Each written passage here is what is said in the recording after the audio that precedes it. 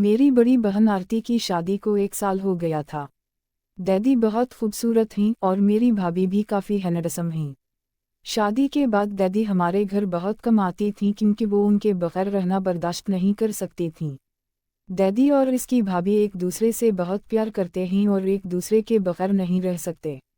मुझे इसका एहसास इस दिन हुआ जब दादी दिवाली के लिए हमारे घर आई थीं।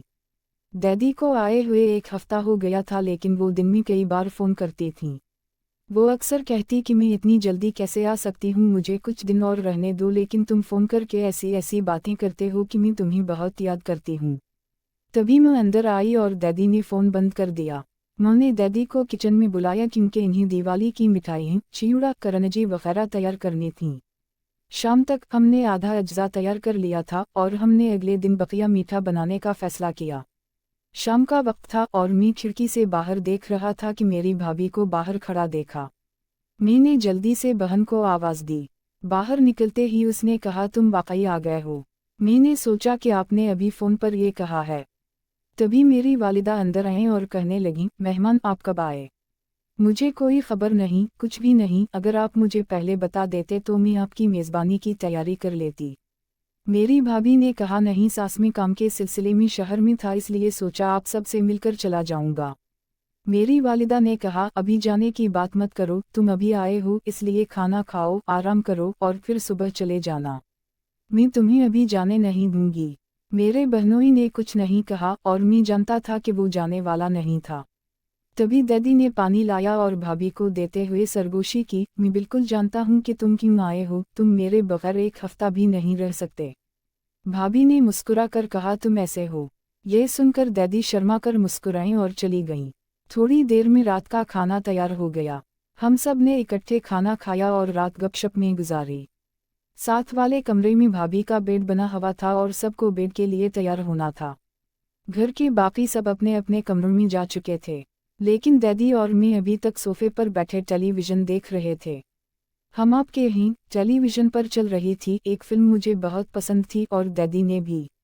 थोड़ी देर बाद भाभी ने जमाई ली और बोली, ओह मेरे खुदा, मुझे बहुत नींद आ रही है। तो फिर चलो, साथ वाले कमरे में तुम्हारा बिस्तर लगा हुआ है, आराम करो, मैं फिल्म देखकर वापस आऊंगी। दादी ने खुद से मुस्कुराते हुए जवाब दिया। जीजो का चेहरा देखने के काबिल था। वो हटाकर वापस कमरे की तरफ बढ़ गया। दादी और मैं हंस रहे थे लेकिन हमने कुछ नहीं कहा। हम दोनों फिल्म देखते रहे। थोड़ी देर बाद दादी ने मुझसे कहा, छोटी, मुझे भी नींद आ रही है, मैं सोने जा रही हूँ।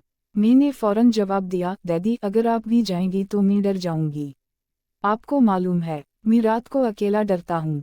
दादी ने कुछ हिचकिचाते हुए कहा, ठीक है, मैं थोड़ी देर इंतज़ार करूँगा। तभी जीजो ने कमरे से आवाज़ दी, आरती, मुझे पानी चाहिए।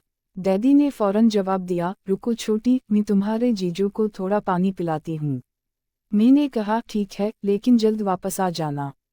दादी किचन से पानी की बोतल लेकर जीजो के कमरे में चली गईं। मैंने सोचा कि वो किसी भी लम्हे वापस आ जाएगी, लेकिन 5 मिनट गुजर गए और मैं घर में किसी को नहीं देख सका। घबरा कर मैंने दादी को आवाज़ दी। वो थोड़ी देर में उभरा। इसकी साड़ी थोड़ी सी परागनदा थी, इसके बाल बिखरे हुए थे और इसकी सांसें भारी थीं। मैंने घबरा कर पूछा, दादी आपने इतनी देर क्यों लगाई? मैं डर गया। दादी ने हंसते हुए कहा, ओह ये कुछ नहीं है, तुम्हारे जीजो को बहुत प्यास लगी थी इसलिए उसे पानी देने में थोड़ी देर लगी। तभी जीजो कमरे से बाहर आए और बोले, अरे मेरे फ़ोन की बैटरी ख़त्म होने वाली है, क्या आप मुझे चार्जर ले सकते हैं?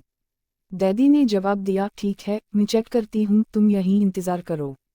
लेकिन जीजो ने कहा, अरे तुम उसे देखो, मैं कमरे में इंतज़ार करूँगा। ये कहकर वो वापस कमरे में चला गया। दादी मेरे कमरे में गई, मेरा फ़ोन चार्जर उठाया और जीजो को देने चली गई। मैंने सोचा कि वो मुझे देने के फ़ौरन बाद वापस आ जाएगा। मेरे शौहर घर नहीं थे। इसका दोस्त जो हर वक्त मुझे ऐसे देखता था जैसे वो मुझे अपनी आँखों से दूर ले जाए, इस दिन मेरे दरवाजे पर दस्तक हुई। मैं पहले ही समझ चुका था क्योंकि इसकी निगाहों ने मुझे कभी सुकून से रहने नहीं दिया। वो मेरे शौहर से ज़्यादा होशियार और खूबसूरत था और मेरा दिल चुपके से उसकी तरफ राग़िब था। दरवाजे पर दस्तक हुई तो मैंने पूछा, कौन है? बाहर से आवाज़ आई, भाभी जान, मैं साहिल हूँ। मेरा दिल धड़क उठा। इसने मुझे पहली बार भाभी जान कहा था और इस लफ्ज़ में कुछ मुख्तलिफ था, जैसे वो कुछ और बताने की कोशिश कर रहा हो। मी ने फ़ौरन दरवाज़ा खोला। मी ने एक उदास चेहरा बनाया और दिखावा किया कि मैं बीमार हूँ। मी ने आहिस्ता से कहा, मेरी कमर में बहुत दर्द है। साहिल ने हंसी दबाते हुए जवाब दिया, अगर आप चाहें तो मैं कुछ बाम लगा सकती हूँ, दर्द जल्द दूर हो जाएगा। इसकी बात सुनकर मेरा सांस अटक गया। मैं बिल्कुल जानता था कि वो क्या कह रहा था, लेकिन मेरा दिल भी यही चाहता था। मैंने सिर्फ इस बात में सर हिलाया और वो अंदर आया तो कमरे का माहौल बिल्कुल बदल गया। इसने बाम निकाला, कुछ उंगली में लगाया और मेरे पास बैठ गया। इसका चेहरा मेरे बहुत करीब था। इसकी सांस मेरी गर्दन को छू रही थी। जैसे ही उसने बाम मेरी कमर पर लगाना शुरू किया, मेरी सांसें तेज हो गईं। इसकी उंगलियों की लंबाई मेरे दिल तक पहुंच रही थी, कभी हल्के से दबाता तो कभी जोर से। मैंने अपनी आंखें बंद की और अपने होंठ को काट लिया। साहिल ने आहिस्ता से कहा, भाभी जान लगता है बाम अपना काम कर रही है। इसकी मुस्कुराहट, इसकी निगाहें, सब कुछ मेरे काबू से बाहर हो रहा था। मैं खामोश था, लेकिन अंदर ही अंदर मेरा सारा जिस्म कांप रहा था। इसकी उंगली कभी नीचे जाती तो कभी ऊपर।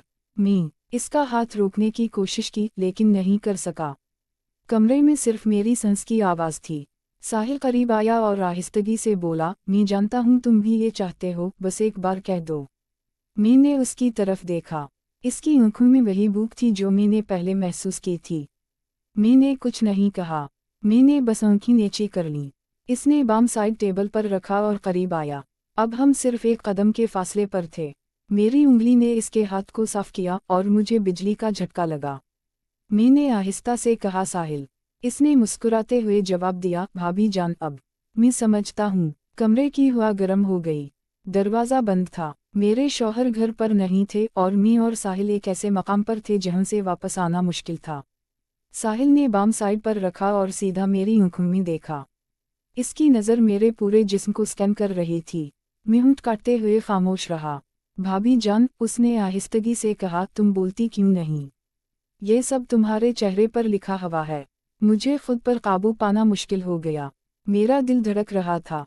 मैंने अपना दोपट्टा कुछ और एडजस्ट किया और इसकी तरफ देखने के लिए मुड़ गया। वो आहिस्ता आहिस्ता करीब आया। इसके हाथ मेरी कमर पर रुक गए।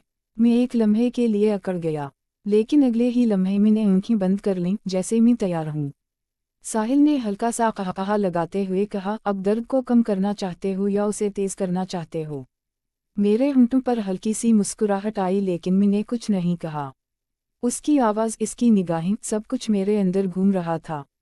कमरा मध्यम चिराग से रोशन था। इस रोशनी में इसका चेहरा और भी साफ दिखाई दे रहा था। मैं इसकी हर हरकत को महसूस कर सकता था। जब उसने अपने दोनों हाथ मेरी कमर पर रखे तो मैंने अपनी सांसें चूस लीं। मैंने आहिस्ता से कहा, साहिल। उसने बगैर ताख़ीर के जवाब दिया, ये बात है भाभी जान, मैं यहीं आपके लिए था। मुझे लगा जैसे सब कुछ रुक गया हो। इसका हाथ धीरे धीरे नीचे की तरफ बढ़ रहा था और मेरा जिस्म अपने आप ही नरम हो रहा था। मैंने इसका हाथ पकड़कर उसे रोकने की कोशिश की, लेकिन मैं नहीं कर सका। इसने अपना चेहरा इतना करीब लाया कि मैं इसकी सांसों को महसूस कर सकता था। इसका चेहरा वही था जो मैं देख सकता था। इसकी मुस्कुराहट मुझे बता रही थी, अब तुम मेरे हो। मैंने अपना सर हल्का सा झुकाया और इस लम्हे में खुद को रोक ना सका। साहिल ने आहिस्तगी से कहा, भाभी जान, तुम्हारे शौहर को कुछ पता नहीं चलेगा। बस इस रात को यादगार बना दो। मेरी उंगलियों ने इसके हाथ का सुराग लगाया और मैं उसे घूरता रहा। मेरे दिल में खौफ था, लेकिन इस खौफ से ज्यादा एक अजीब सी खुशी थी। वक्त थमने लगता था। दरवाज़ा बंद था। घर में खामोशी छा गई और मैं और साहिल एक लाइन के दोनों तरफ थे। इस लाइन को अबूर करने से सब कुछ बदल जाएगा। मैंने हंसते हुए सादगी से कहा, आप रुकने नहीं जा रहे हैं और मैं आपको रोकने के काबिल नहीं हूँगा।